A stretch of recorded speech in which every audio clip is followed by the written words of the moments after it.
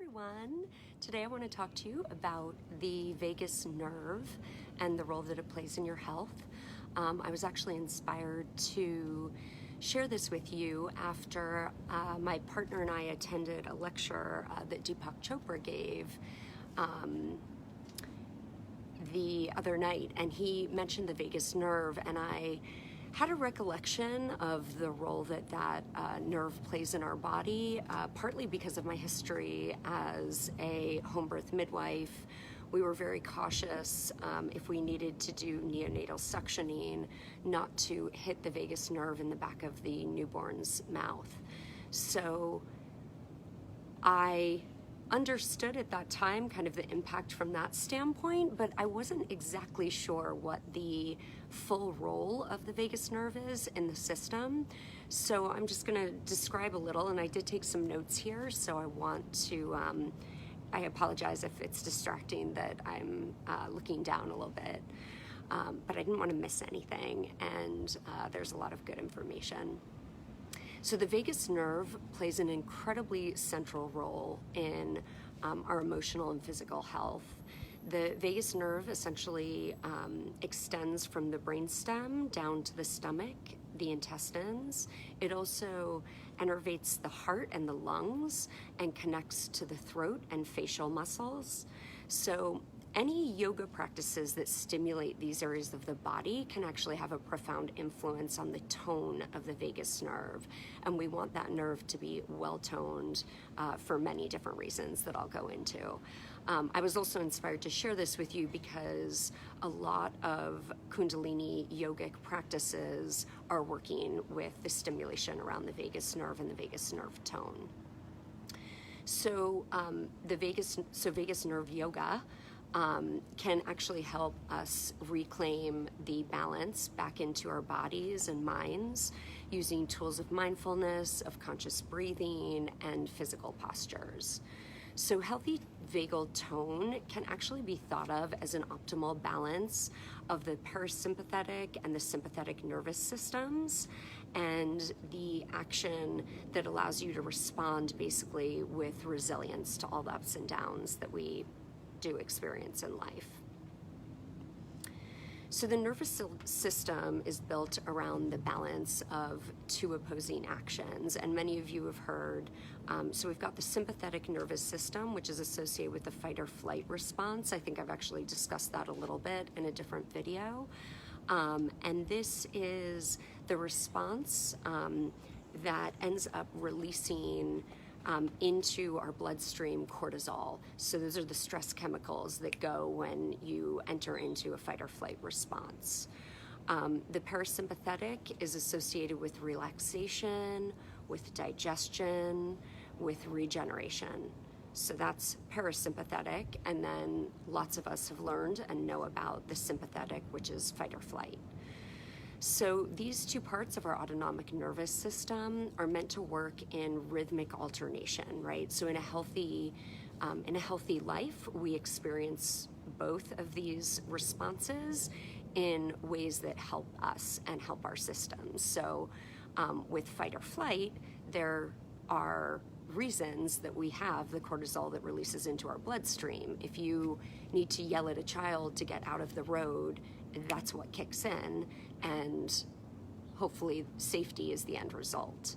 So unfortunately, what we see is that chronic stress and unresolved trauma can interfere with the balance between the sympathetic and parasympathetic functions of the nervous system. And because we live in a world that's overstimulating and activating the parasympathetic nervous system pretty much all the time, many of us need access to tools that actually help us engage the parasympathetic nervous system on a daily basis. So for me personally, that's meditation. It's the first thing that I do every morning in terms of a real focused time or awake time, and it completely sets me straight. It's the time really where I feel like I get to align with myself. I get to ground into what I know and the qualities that truly feel like me the loving, caring person instead of the person that potentially reacts at times in ways that I would prefer not to. So the vagus nerve has an inhibitory influence upon the parasympathetic nervous system. So practices that stimulate the vagus nerve actually have a calming effect on your body and mind. So it's important to recognize that especially individuals that have unresolved PTSD, that often we resort to a primitive expression of the parasympathetic nervous system, which can lead to symptoms of fatigue or depression.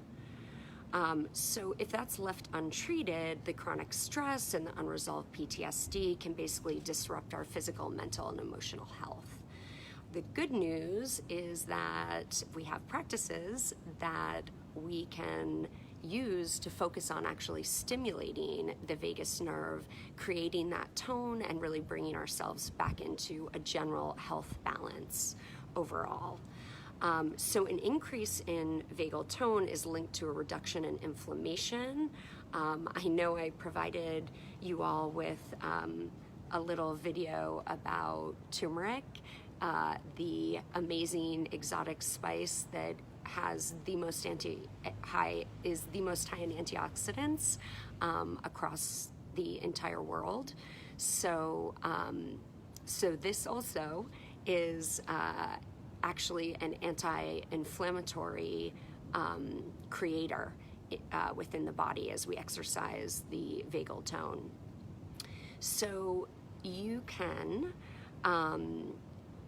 so also the vagal tone is measured when the heart rate changes, and that can occur obviously with breath work. So there's something called HRV, heart rate variability, and healthy vagal tone involves a slight increase in the heart rate on the inhalation and a slight decrease of the heart rate when you do exhale. And at the end of this, I will definitely, hi Lisa, I will definitely share a little breath work with you all so that you can try this on your own and have this in your back pocket as a little exercise to create that vagal tone and overall health. So you can, and essentially back to the HRV, that people with higher HRV can actually move more easily from an excited state to a relaxed state, so the whole system just is a little better regulated. So you can learn how to regulate the functioning of your vagus nerve with techniques such as altering the rhythm of breath. You can practice mindful body awareness. You can explore physical yoga positions to create a greater choice about your level of arousal or activation. So with an awareness of the body, you can really alter your breathing rhythm and facilitate a state of relaxation. And this can help you to tap into an optimal level of focus and attention that's often described as like being in the zone, or the experience of the flow that fuels our creativity. Also, these practices can help you relax as you enter into your evening or want to enter into sleep, and have a restful night. So the goal of a vagus nerve yoga practice is to become incredibly flexible, and that's not just in the physical body, but really in the nervous system. So research has shown tremendous benefits that yoga provides in terms of increased vagal tone, stress reduction, trauma recovery, so really good all around and super simple. This will also help you become skilled at sort of switching between the sympathetic and parasympathetic nervous system with greater ease and choice. And so I would like to introduce you to just a really simple breathing technique.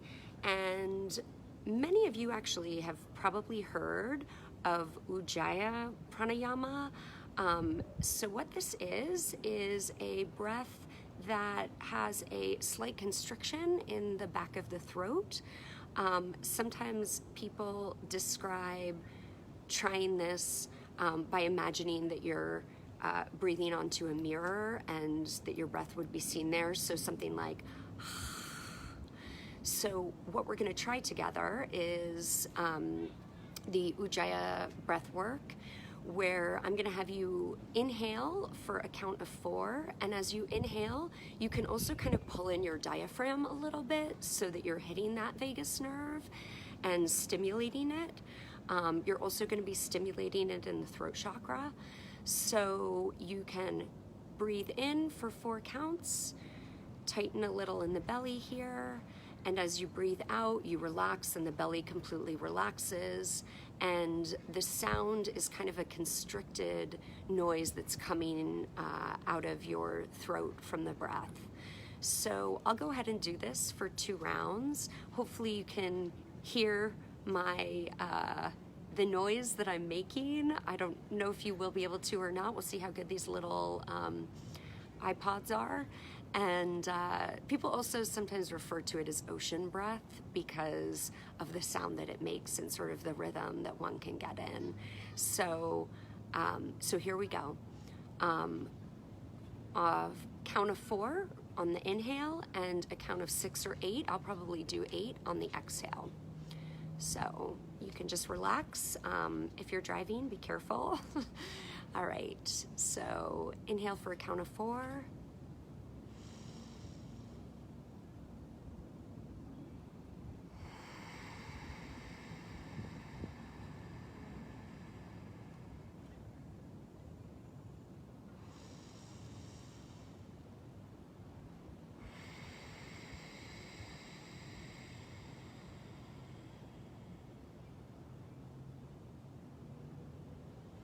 Hopefully you could hear my ocean.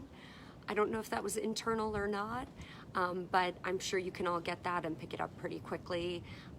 Inhale for 4, exhale for 6 or 8, and perhaps as you go along, you might extend the exhale a little bit. That's fine too. I hope that this brings you enlivenment in the body and or relaxation. You can really use it for either.